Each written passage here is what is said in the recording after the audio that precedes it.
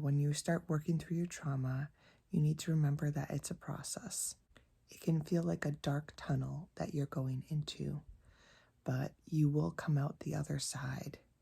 And the reason for that is if you are actually doing the work and if you have all the safety precautions in place. I should add that because it is actually a difficult and dangerous thing to go through, to kind of dig up those things. And the thing is, depending on what your trauma is from, if it's relational, if you are in a natural disaster, if you were in a car accident, whatever it was, you don't want to go back there to that place because it shakes you up. Your nervous system will be activated, and you might feel all the same feelings you felt in that situation of fear, or you might feel hurt. You might feel a million different things. It can just feel really confusing and overwhelming. All those things are real and valid, and you ought to be concerned for your own safety and well-being during that time. And so, I would say, don't try to do it alone. And I think, in my own journey, at various different points, there were pieces that I kind of felt like I needed to process alone, and before I could even articulate that to another human being. But even in that, I'm a Christian, and so I wasn't doing it alone. I was doing it with God. I was, journaling, praying. So find your people. That should be trusted friends. That should be a trusted spouse. That should be your church family. That should be a trusted counselor.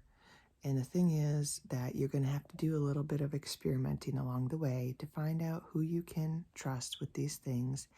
And also know that you're going to be triggered by certain things that people will say and do, or you might feel additional hurt when someone doesn't respond well to you or doesn't respond to you in the way that you expected or felt like you needed them to at that time. So it's going to be, difficult on a number of levels, but don't give up. At the times when I was at my lowest and in my darkest places, and I would get together with some friends or whoever, and I would just feel like, man, they're not asking me about certain things, and they're not really checking up on how I'm doing. They're not prying, and I want them to, because I want to know that they care about those things, and I want permission to be able to share about those things, because these things are really hard and heavy, and I want to know that they're okay with me sharing about those things. I didn't communicate that to them, and wherever they were at in their journey and in their life, how in the world would they know that, people can't read your mind. So I've at different points just had to be you know what, I'm just gonna share this thing and just see how it goes. And sometimes had to tell people, sometimes I told them after the fact that was really hard for me to share with you.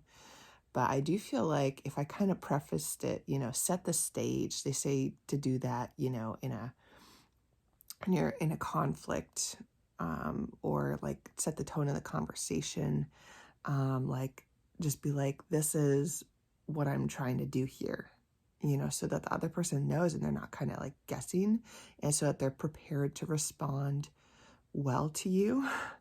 If you say, I just want to share something really personal with you, is that okay?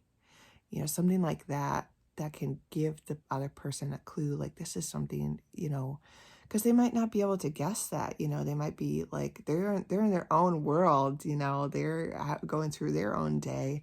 And so if you just meet up for coffee and, they're talking about something casual, and you're just there's this thing that I really need to talk about, and I can't find the right way to do it and I can't find the in the conversation. And just be like, if they're a good friend, then they'll listen. They'll be like, yeah, of course, and then they're like, okay, this is something that's really personal or sad or just causing this person grief or whatever. So I think that's one way that you can really like help the other person out to know.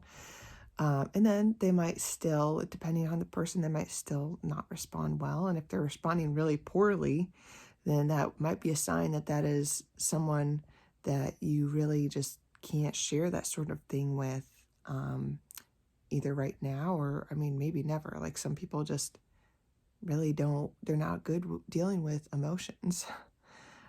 People are different in that way, and different personalities, but also like we're at different places in our own emotional journey of like knowing about ourselves, knowing about other people, and knowing how to extend empathy. And then I would also say, make sure that you're reading the right materials if you're a reader, or listening to the right things. And that will take some discernment. And because the thing is, like, you don't know sometimes at the beginning what's going to be helpful and what's not. But there can be some there is unhealthy materials and thoughts out there that are going to actually kind of lend towards like stuffing it down or ignoring it. And that is probably the worst thing that you could do, especially if you're trying to heal, is to be like, yeah, I just need to keep finding ways to suppress these really strong feelings. That's not going to work, and that's going to cause you pain and grief and sap all your energy and not going to be helpful in this process. So, the thing is, like, you just have to like work on each piece as it comes up. You can't work on the whole thing at once. That's probably another point, if you will. You can't like be like, oh, I'm just gonna like think about the entire traumatic incident or everything that happened before and after that all at once, and I'm just gonna keep replaying it over in my mind. That sounds exhausting. That could be potentially re-traumatizing in some ways, and not going to be fruitful. So it's helpful if you can kind of break it into like pieces, different parts. I'll just use my most recent, the fire that we had where we lost everything. And basically, so losing the things, that's a piece. And then losing each individual thing that we lost in the fire. Losing our home, that's another piece, okay? Losing our neighbors. And also, I would say, the whole experience of being there when the neighbor was on her porch and, calling out to us. And that whole, I'm going to like try to stay calm, but like that was probably the most traumatic piece for me because, it's, I don't know, a way of talking about this that's not going to like kind of bring that trauma to mind. But like, it's hard when there's someone that you see that you want to help and you cannot help them. And you hope for the best that they're going to make it and that someone else can help them. And then, they don't make it. I'm trying to talk about this in a very calm way because, that's something that helps me. Take deep breaths. So that's another thing is, calming down your nervous system. You really need to figure out how to calm down your nervous system. Because as you work through each piece, you're going to get really worked up. And so if you can, find out things about like, vagus nerve relaxation, because that gets irritated and then your whole nervous system is irritated, and breathing and stretching, exercising, even sometimes for me, it's like watching like a happy movie. What helps you to go to your happy place? Hopefully doesn't require much of you. doesn't require you to do something. Because the other thing is that you can also be sapped of energy in this time. That it takes so much energy, and it's hard to do to work through this stuff. You're doing something really, really tough. And make sure you're eating, make sure you're sleeping, make sure you're drinking water, and eating as healthily as you can. Too, it's okay. Occasionally, you can be like, I just need something sweet. I need those carbs, like a pick me up. I think I like, when in the third Harry Potter book, when Lupin is always offering him chocolate after the Dementors, you're like, yeah, that's what I need right now. Take care of yourself is what I'm saying. You're going to need to put in extra effort to take care of yourself. You're going to need to expect less from yourself. This is not the time to make demands. It's not the time to set goals. If you're serious about this, if you're going to try to work through this trauma, which, has probably been giving you nightmares, has probably been interfering with your daily life and activities anyways, and that's probably one of the reasons why it's pushed you to this point that you said, I think I'm ready to work through this. Consider counseling. It's really hard because there is a stigma there, and people are like, oh, that's for broken people, and I'm doing okay. And if you're like me and you're like, I'm the one who has it together, at least I, used to think I did. I'm the responsible one. I'm the one that's there for other people. Then you're like, you don't want to see yourself that way as like, oh, I'm not someone who like needs someone. I don't need to talk about all these things. I don't need to do all this stuff. Like, like you go to the doctor when you're sick and you're like, you don't want to believe like, oh, my brain is sick in a sense. But the thing is, like with trauma, that really is the case, Just to wrap up my thoughts, I just wanted to encourage you that if you start down this journey of processing your trauma, not to give up and to see it through, and to make sure that you surround yourself with people who are going to listen and love and support you through it. And I know that it can feel like, who do I turn to? At the beginning, you might not know, but you're gonna have to figure that out because you can't do this alone. And I have been just blessed to have my church come around me, especially of late, in the last year when I've been processing this fire that happened to my family and that whole situation.